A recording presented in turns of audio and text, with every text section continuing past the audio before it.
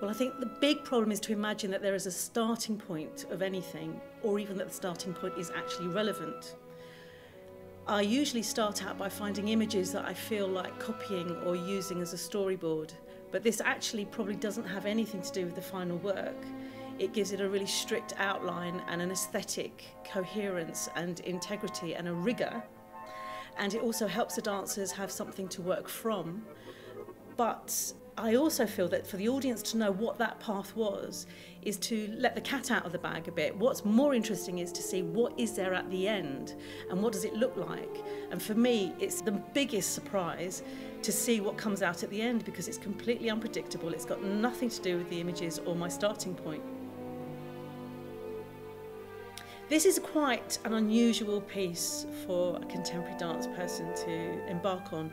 It doesn't look like anything I was expecting to make. It's a very difficult piece of work. The cues in the music being played backwards is incredibly difficult.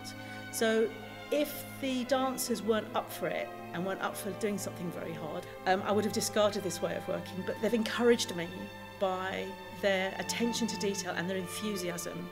So I think my experience here has been that I've made a really difficult and bonkers piece of work because I've been encouraged to do so by a group of people who are really up for doing something very different, something that didn't look like any other piece of work that they've been in before. So I think that speaks for itself.